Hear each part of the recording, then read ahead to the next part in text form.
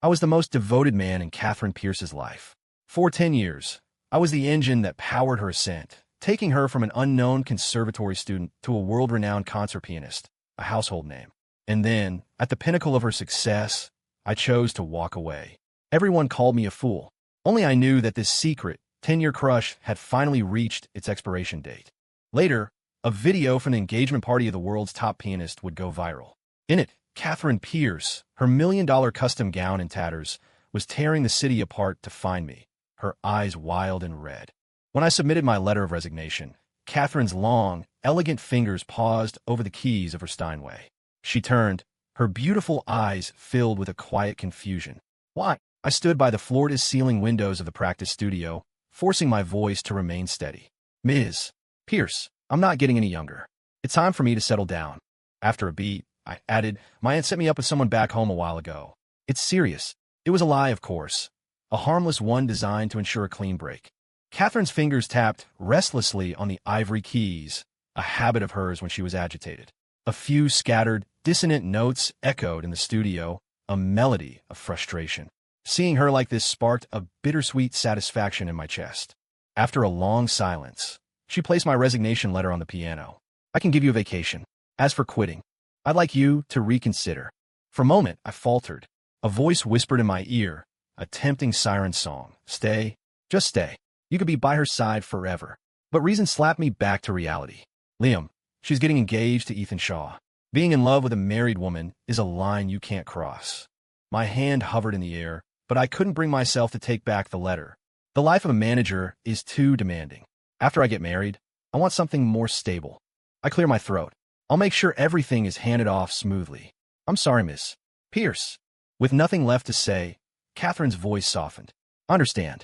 I wish you all the happiness in your marriage.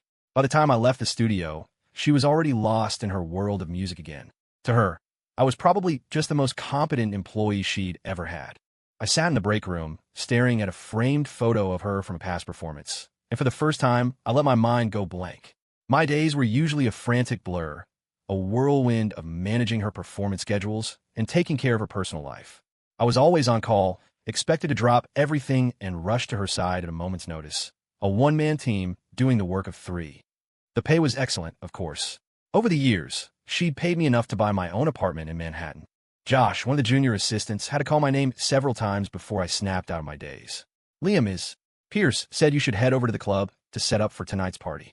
The party was to celebrate the return of Ava Chun, fresh from a fellowship at the Vienna Academy of Music. The guest list was a who's who of Katherine's circle, the new generation of New York's elite, born with silver spoons and egos to match. They were an exclusive bunch, but they'd made an exception for me. I was just too good at my job. A manager who could juggle everyone's moods while orchestrating a flawless event was a rare find. Arriving at the private club in Soho, I dove straight into the preparations. I oversaw every detail, from the vintage of the red wine and the placement of the silverware to the dietary restrictions of every single guest. Swap the champagne for sparkling water. Mr. Hayes is on the wagon. Turn up the thermostat. Ms. Vanderbilt is always cold. And make sure we have that aged oolong ready. It's Ms. Chen's favorite. As dusk fell, the guests began to arrive. Ava was the first, greeting me as she walked in. When's Katherine getting here? I glanced at my watch. She's still at Carnegie Hall for a run-through. Should be here in about an hour. Ava collapsed onto a leather sofa, her face pale and etched with fatigue. I signaled for a waiter to lower the music and brought her a cashmere throw. It gets chilly in the evenings. Rest up. It'll be a while before everyone else gets here. She took the blanket with a wry smile. You know, you should quit Katherine and come work for me as a chief of staff. I'll double your salary. In this world of sycophants and yes-men, my professional, unpretentious demeanor was a valuable commodity. I chuckled. I appreciate the offer, Ms. Chun. Always good to have a backup plan in case I find myself out of a job. By the time the city lights were glittering against the dark sky, the room was full. Katherine made her entrance in a stunning black evening gown, her high heels clicking on the marble floor. She was an elegant, almost untouchable vision of cool grace.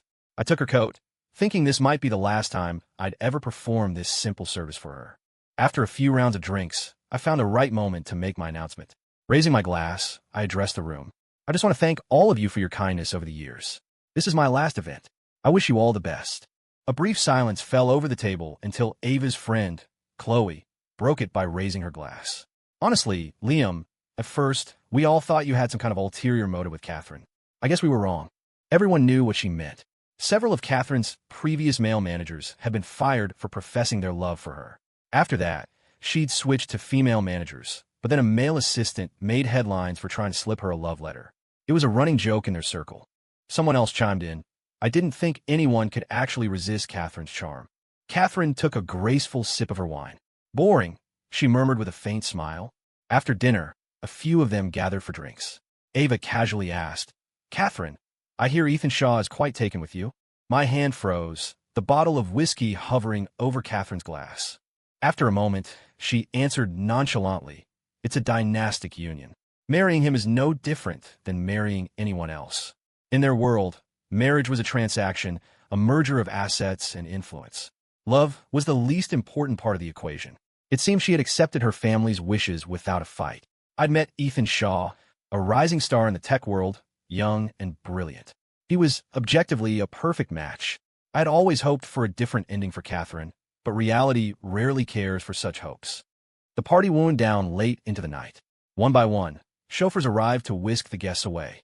Only Katherine's driver was delayed, held up by an emergency. And so we stood there, just the two of us at the entrance of the club. The streetlights stretched our shadows long and thin across the pavement. These moments of solitude were the most dangerous, when the feelings I'd suppressed for so long threatened to erupt. But Katherine just stood there quietly, the alcohol having softened her usual icy composure. Before long, her car pulled up. She turned to me. Need a ride? I shook my head, forcing a polite smile. Thanks, Ms. Pierce, but my fiancé is on her way to pick me up. She nodded once, then slipped gracefully into the back of the sedan. Finally, I was alone. I ripped off my tie and leaned against a stone planter, suddenly feeling adrift, with no idea where to go. An autumn rain began to fall, a cold, fine mist that seeped into the fabric of my suit. I stood on the street corner, trying to hail a cab, a difficult task in this exclusive part of the city. Because of road construction, the driver had to take a detour. Katherine never expected to see Liam Evans again that night. He was standing in the rain, his suit jacket draped over his arm, looking utterly lost. She was taken aback. She'd never seen her meticulously composed manager look so disheveled.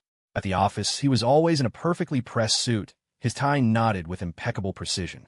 She met so many men who tried too hard to be alluring, loosening their ties, showing a hint of collarbone or a toned stomach, all while pretending it was effortless. But Liam was different. His professionalism and his perfect sense of boundaries were what had convinced her to keep him by her side for so long. As the car was about to drive past him, her driver spoke up. Should we offer Mr.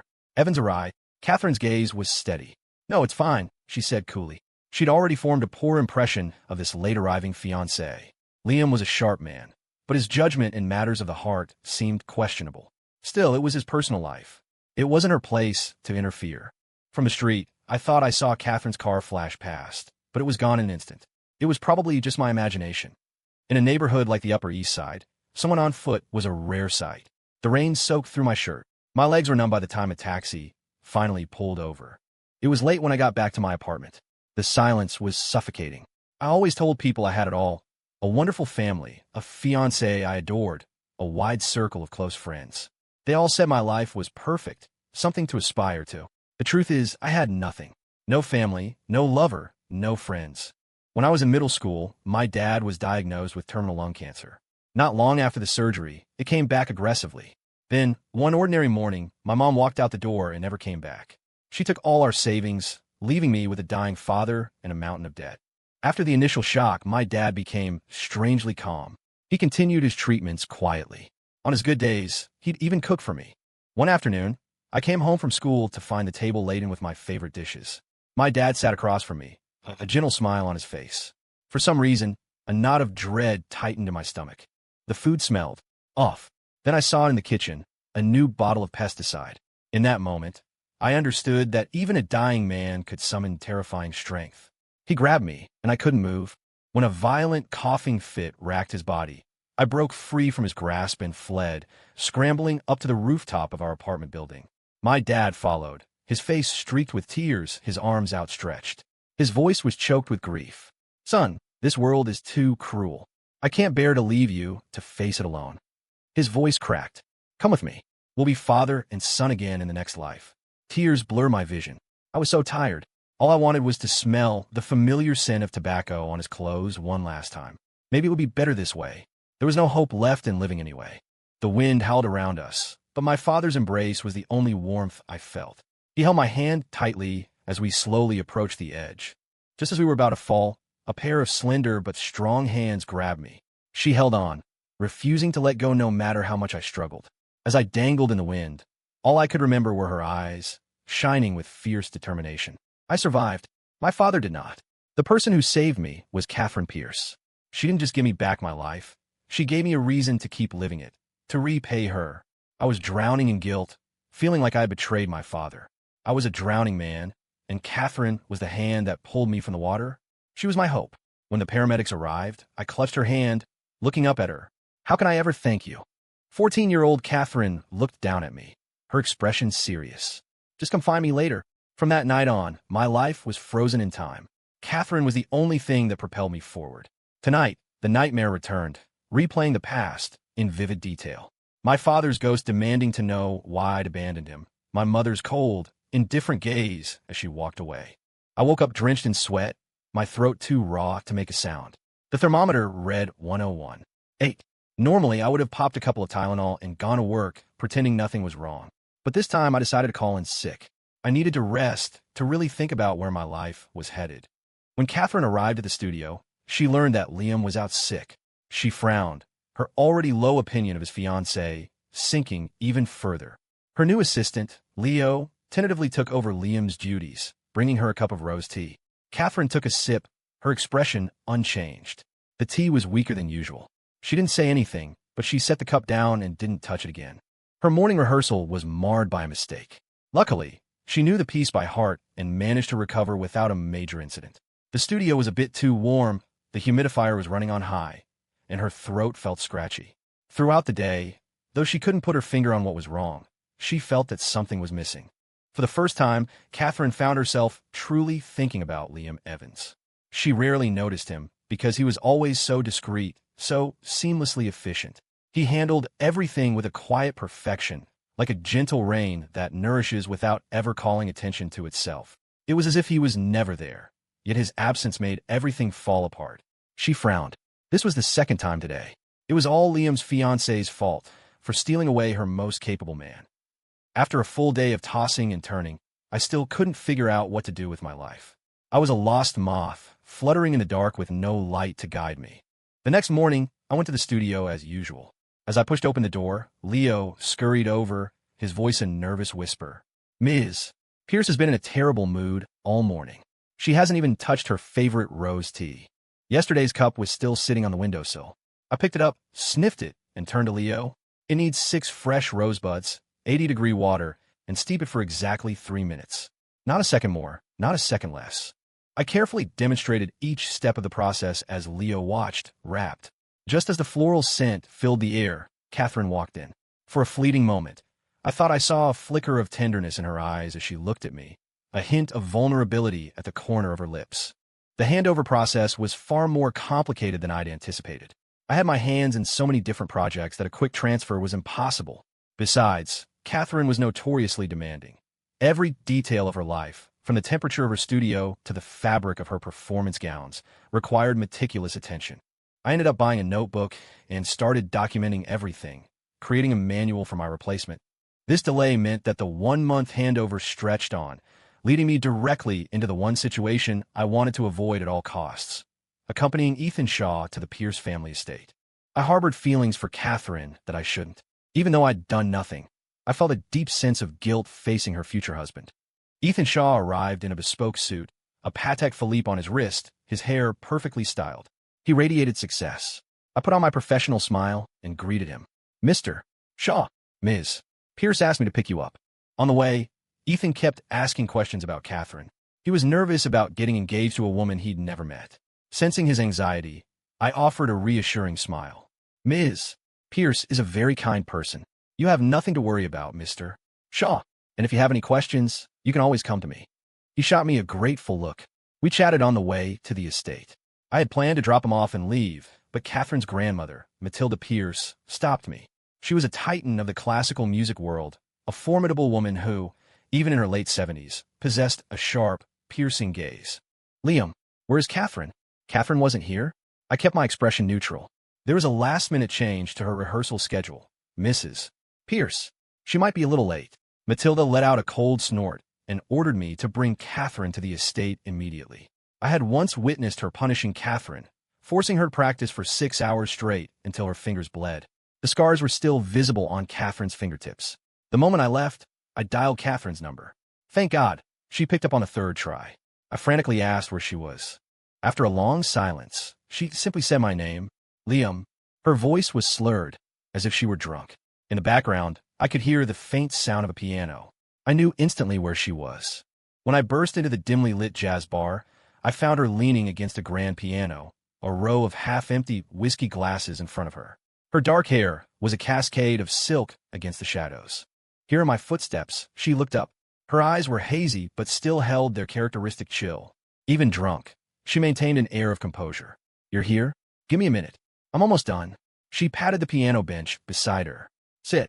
Talk to me for a while.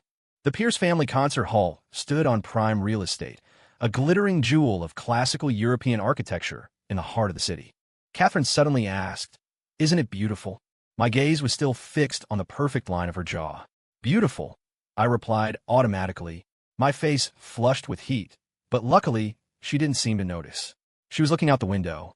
All this glamour is just decoration for a cage, she said, a sad smile playing on her lips. No matter how magnificent the stage, it can't imprison a true soul. There were rumors that the Pierce family's music empire hadn't always been clean, that there were shady dealings in their past. Over the last 10 years, I had watched her climb to the zenith of the international piano world. The struggles and sacrifices she endured were things no outsider would ever know. I couldn't help but ask, Are you happy? The word happy seemed to dance on her lips before she let out a soft laugh, avoiding a direct answer. Instead, she looked at me and said, Your fiancé doesn't deserve you. I froze. She immediately looked down. Sorry, I shouldn't have said that. After finishing the last of her drink, Katherine stood up, instantly transforming back into the elegant, composed pianist. On the drive back, I kept replaying her words in my mind. I couldn't figure out what she meant by them, just as I could never understand why, all those years ago, she had been on the rooftop of that dilapidated apartment building. But none of it mattered anymore. I was leaving. After this, we would be worlds apart, never to meet again. It was raining the day I left, a hard, driving rain that hammered against the pavement, as if trying to wash away all the emotions I'd kept bottled up. I sat in the manager's office off the main studio, packing my things. I'd spent nearly a decade in this room, growing from a naive kid into a man who could command a room.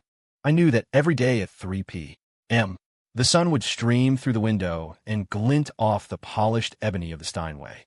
I knew that if you stood in just the right corner, you could hear the soft intake of Katherine's breath as she practiced.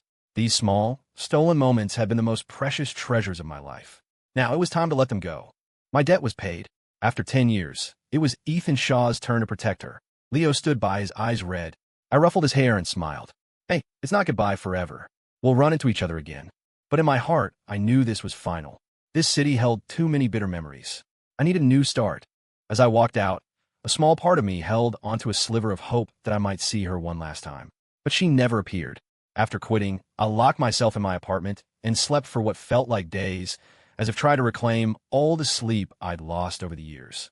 I bought a bottle of whiskey and blasted Katherine's concertos on the stereo. I laughed, a crazed, hollow sound that echoed in the empty room. When the laughter died, I just sat on the floor, staring at the stacks of sheet music. When I was a kid, all I wanted was to stay alive, because if I was okay, my dad wouldn't have jumped. After he was gone, my wish was to work hard enough so my mom wouldn't give up. After she left too, I poured everything I had into my work, my only desire to support Katherine's music. Now, I was completely lost. As I was drifting in a sea of memories, the doorbell rang. I peered through the peephole, and my heart stopped. It was Katherine. I fumbled with the lock, acutely aware of my disheveled state. It was too late to pretend I wasn't home. I opened the door, forcing a professional smile. Compared to my flustered state, Katherine was as elegant as ever. I tried calling you, she said softly. The program for tonight's performance needs to be changed. I couldn't find the backup files. I was in the neighborhood, so I thought I'd stop by. I fought to steady my racing heart. Of course, Ms. Pierce. Please have a seat. I'll find them for you. As I frantically searched for the files, Katherine sat sipping the tea I'd made, her eyes following my every move. Her gaze made my hands tremble. The more I rushed, the harder it was to find anything. There's no hurry, Katherine said softly. Then she asked, doesn't your fiancé live with you, Liam? The question caught me off guard. She's, working late tonight, I stammered. After a long search, I finally found the files and handed them to her. Katherine took them, but her gaze lingered on my face for a moment too long. The intensity in her eyes made my heart pound. Just as I was about to say something, she offered a cryptic smile. I'm getting married. The wedding needs a reliable person to manage it. I was wondering if you would be willing to help. Your previous salary, of course. I have never been able to say no to her. My body acted before my mind could protest. I found myself nodding, and as I watched her elegant form, 1,000 unspoken words dissolved into a single, silent sigh. And just like that, I was back on her team, in charge of her wedding. Maybe seeing her walk down the aisle would be the closure I needed to finally let go. My guilt toward Ethan drove me to pursue perfection. I obsessed over every detail, determined to give Katherine the wedding of her dreams. Yet Katherine herself was a ghost. She rarely showed up for meetings or fittings, communicating everything through me, as if she were deliberately keeping her distance. It was as if this wasn't her wedding at all, but some perfunctory ceremony she was forced to attend.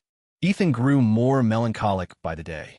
One afternoon, during a suit fitting, he looked at me, his eyes full of a quiet desperation. Can you ask her if she's coming today? It wasn't my place to make that call, but seeing his defeated expression, I dialed her number. The background was noisy, and Katherine's voice was laced with fatigue. I was about to hang up, but the image of Ethan's hopeful face flashed in my mind.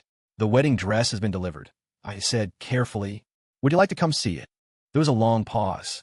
Then, softly, okay, come pick me up. I didn't understand her reasoning, but I did as she asked. When I arrived at the club, everyone else was gone. She was standing alone by the window, lost in thought. I approached quietly. Ms. Pierce. Ms. Pierce. She turned, and for a split second, her eyes held an expression I couldn't decipher, something raw and vulnerable that made me freeze. Then, just as quickly, the mask of cool indifference was back in place, and I wondered if I'd imagined it. I helped her into the car. She was silent the entire ride, her eyes closed as if shutting out the world. I glanced at her in the rearview mirror. It was rare to have a chance to look at her so openly, and I let my eyes linger for a moment too long.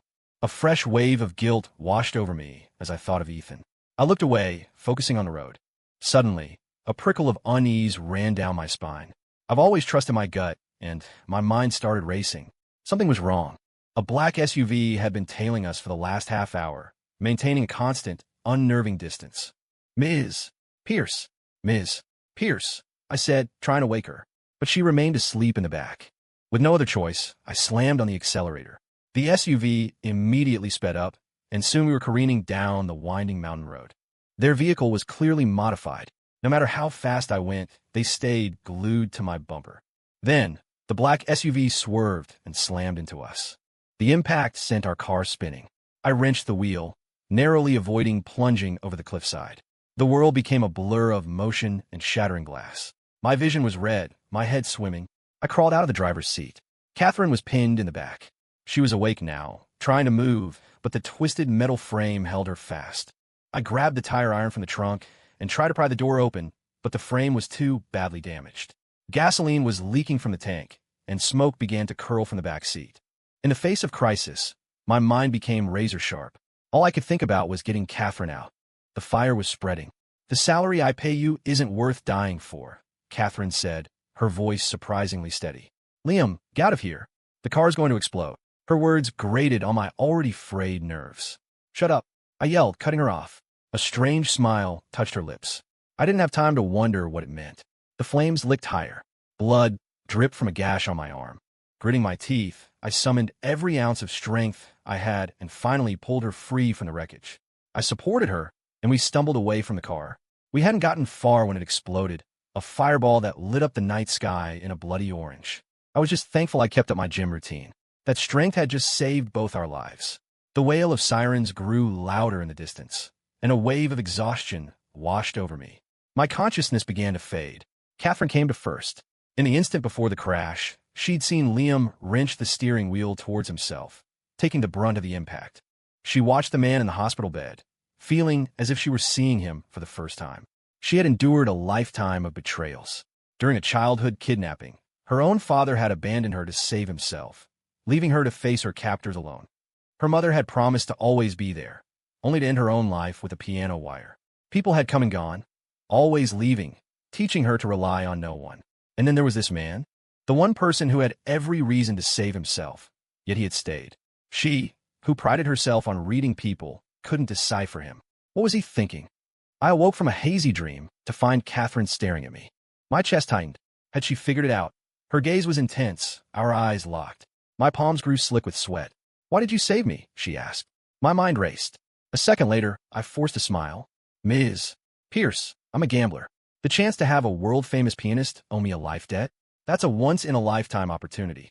Her brow furrowed as she studied me, as if weighing the truth of my words. In her world, a person with no demands was the most dangerous. A clear price tag was a source of comfort. I considered what I could ask for that would be worthy of risking my life. Finally, I landed on an answer that would put her at ease. "I want the exclusive management rights to your next album. That should be enough to set me up for life." I saw the tension in her shoulders relax. I made the right move. She gave a small, wry laugh. "An album is so intangible. How about a music shop in Midtown? What do you think, Liam?" I smiled back. "A multi-million-dollar shop? I accept. Thank you, Ms. Pierce." We had our transaction. She no longer had to feel indebted to me. She stood up, her tone once again cool and distant. "Then rest well, Liam. You don't need to worry about the engagement party anymore." I spent a week in the hospital. The day I was discharged was the day of Katherine and Ethan's engagement party. Every entertainment outlet was buzzing about the union of the Pierce and Shaw dynasties. The grand concert hall was decorated like a fairy tale, with crystal chandeliers casting a dazzling glow. This was it, the end of the story. We would both go our separate ways.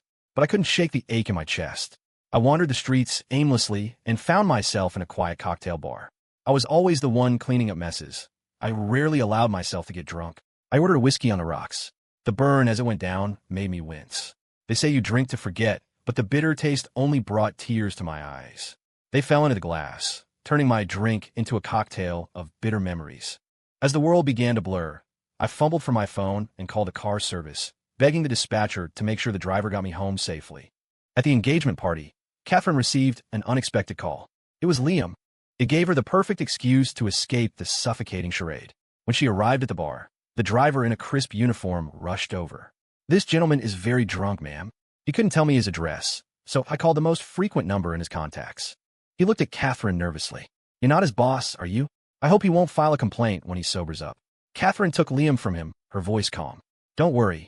I'll take it from here." She helped Liam out of the bar. He was like a petulant child, sometimes stroking her cheek, other times playfully messing up her hair. Katherine had never seen him so unguarded. She decided to test him. "Why did you choose to stay by my side all these years?" The drunken man mumbled, a goofy, innocent smile on his face. "To repay a debt." "What debt?" "You saved my life." Katherine pressed on. "And how do you plan to repay it?" "By giving her the most wonderful things in the world." "Why are you so devoted?" "Because I'm in love with her." Katherine had studied psychology at Juilliard. She knew the art of gentle interrogation. She had been searching for the truth, but she never expected an answer like this. He loved her. Liam Evans loved her. Katherine studied his drunken state. His smile was pure, his eyes clouded with intoxication. There wasn't a hint of deceit. Countless men had professed their love for her, but she had never encountered a love like this, one buried so deep for so long, completely unknown to the world. Suddenly, so many things made sense, like why there was never any sign of a woman in Liam's apartment. Katherine fell into deep thought. Could she trust this feeling? A heart so devoted it would risk death without a second thought. The next day, I woke up with a splitting headache, the ghost of a dream lingering in my mind. The only thing I could clearly remember was Katherine's eyes, bright as stars. Why was I still dreaming of her? Fantasizing about another man's fiancé was wrong. For the next few months, I avoided all entertainment news. I took trains across the country, leaving footprints in unfamiliar cities. I visited single-parent families in need, using my savings to offer them whatever help I could. I often wondered if a helping hand could have changed my mother's fate. There was too much suffering in the world. All I could do was help those within my reach. Then, one day, the news broke. Katherine Pierce, the goddess of the piano, was retiring from music. The media ran a photo of her and Ethan, dramatically torn down the middle, with the headline, Dynastic engagement off. Why did the piano maestro walk away? Panicked, I called Ethan. His voice was weary. Liam, this was a family business decision. Personal feelings had to take a back seat. There was nothing I could do. After I calmed down, I started to see the bigger picture. This was Katherine's meticulously planned exit. For years, she had worn a mask of glamour, but I had sensed her exhaustion, the way the golden cage of fame was suffocating her. I had tried to talk to her about it, but she always deflected. All this time, she had been planning her escape. I remembered her drunken vulnerability, the way she called her world a cage. Right now, what she needed most was an anchor, someone to offer warmth and support, just like she had done for me when she grabbed my hand on that rooftop. The thought propelled me into action. I raced to her studio. The once bright building was now dark. The last of her funds had been used to provide severance for her staff. I walked down the silent hallway and pushed open the door to her practice room. She was sitting at the piano, shrouded in shadows. The wind billowed the curtains, playing a lonely melody. She looked up at me, her eyes deep and unreadable, as if holding a universe of secrets. I slowly reached out and took her hand. The words I had rehearsed 1,000 times vanished in the warmth of her touch. In that moment, all I wanted was to hold her hand, just as she had once held mine, offering strength and hope. Her thoughts drifted to her mother, a brilliant pianist crushed by the rules of the elite, who became a tragic footnote in the music world. They had tried to turn a pure artist into a commercial product, forcing her to play games, to smile and network, to compromise. Everyone had pushed her mother closer to the edge. They said she didn't understand business, that she didn't deserve her position. But what if the rules themselves were wrong? The Pierce family was still involved in illegal music licensing, a dark secret her mother had discovered and tried to expose, only to be consumed by lies. Katherine had planned to face it all alone, to let the darkness die with her. But then Liam appeared. Was it because of love? When he arrived, she had seen him immediately. While everyone else was packing up to leave, he was walking against the tide, moving through the scattered sheet music toward her, like a knight in a fairy tale, rushing to his princess. The thought made Katherine smile. How can anyone be so foolish? He walked right up to her and took her hand. A steady warmth flowed from his palm into hers. Only then did Katherine realize how cold her own hands were. She squeezed his hand back. In this turbulent storm, his touch was the only thing that felt real. I helped Katherine liquidate the studio. When she gave a final press conference, angry fans threw eggs at her. The Pierce family owed the world a great deal of truth, and the public needed an outlet for their rage. It was a price that had to be paid. The night she officially retired, my grandfather-in-law-to-be, the patriarch of the Pierce family, had a massive stroke. Later that evening, she asked me to have a drink with her. When I arrived, I realized it was her private studio. I hesitated at the door. This doesn't feel appropriate. We weren't exactly drinking buddies. The intimacy of it felt unnerving.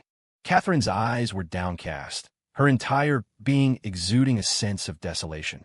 Her voice was thick with emotion. Was she crying? He was her family, after all. My heart ached for her. I took the bottle of wine from her, and I saw a flicker of light in her eyes. Fine. What was one night of drinking? Patience, after all, was my specialty. I had never seen Katherine like this. Her black dress was rumpled, her dark hair a tangled mess. She seemed so fragile, as if she might dissipate into the night air. She was always so poised, the untouchable center of attention. Now, she looked like a fallen angel. In her drunken haze, she kept murmuring my name, demanding a response. Her voice was a sweet, intoxicating whisper that made my heart hammer against my ribs. She leaned in close, the space between us no more than a hand's breadth. Moonlight caught on her long lashes, casting tiny shadows on her cheeks. Liam, she breathed, will you always stay with me? I didn't answer right away. A lifetime is a long time. Who can promise forever? Besides, I was just her manager. But she was insistent, like a stubborn child demanding an answer. Yes, I finally whispered. I'll always be here. Satisfied, she fell quiet, her brow furrowed as she looked at me.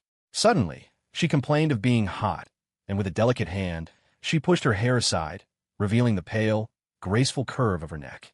The gesture was unconsciously seductive. I had never thought I would use that word to describe Katherine Pierce. I froze for a second, then quickly looked away. But she kept leaning closer. I could feel the heat rising in my face. It was a cold winter night, but the room felt stifling. I forced myself to create some distance between us. She gave me a quizzical look before turning back to her wine, finally drinking herself into oblivion. Just before she passed out, she stared at me, her eyes holding a look of encouragement. Why encouragement? I put her to bed and went home, but I tossed and turned all night, unable to understand. The next day, she called to thank me for taking care of her. I laughed it off. It's my job, Ms. Pierce. There was a pause on the other end. Then, through gritted teeth, she said, Liam, you are so. She hung up before finishing, leaving me utterly confused. With the studio dissolved, we had no reason to see each other. Days went by. Then one night, she showed up at my door drunk again. The moment I opened it, she collapsed into my arms. I managed to get her to the sofa. As I tried to step away, she grabbed my wrist, pulling me off balance. I tumbled into her arms. There was barely an inch between us. She stared into my eyes and whispered my name. Liam. It was the most ordinary name, but the way she said it sent a shiver through me. Her eyes reflected my own image, as if I were the only person in her world. The sound of my own heartbeat was a deafening drum in my ears. Our breaths mingled in the small space between us. I found myself leaning in, drawn by an irresistible force, until our lips met. In that instant, my reason shattered. All the years of restraint, all the carefully constructed walls, melted away. At dawn, I fled like a coward. I was halfway down the block before I remembered it was my own apartment. I wandered the neighborhood until dusk, then crept back and turned the doorknob as quietly as I could. The lights flipped on, blinding me. Katherine was still there, sitting on the sofa, one eyebrow arched, planning on being a man who loves them and leaves them. I was trapped in the doorway, unable to move forward or back. Come here, she said. We need to talk. I opened my mouth to explain that last night was a mistake, a moment of weakness, but she held up a hand to stop me. You're terrible with words. Let me talk this time. Her expression was more serious than I had ever seen it. My heart leaped into my throat. Liam, you always see me as this perfect, untouchable thing. But I'm just a person. I have desires. I feel jealousy. I fall in love. I wanted to argue, but her next words silenced me. Your judgment is probably clouded right now, so asking you to make a choice is unfair, she continued. But I'm more afraid of giving you too much time to think. I'm afraid that when you see the real me, all of me, you won't like me anymore. I don't care if what you feel for me is gratitude or idolization. You stirred something in my heart, and you don't get to just walk away. She pulled a small box from her pocket. Inside was a brilliant diamond ring. Her eyes shone brighter than the stone. Liam Evans, do you want to try spending the rest of your life with me? My mind went blank. I nodded, not even realizing I was doing it. She smiled a soft, genuine smile, and slid the ring onto my finger. Do you have your ID? I nodded again, mechanically. Her smile widened. Good. Let's go. Go where? City Hall. As the sun set, we walked out of the building holding our marriage certificate, the last couple to get married that evening. The sky was ablaze in fiery orange and gold. And for the first time in a long, long time, all my anxiety and confusion finally had a place to rest.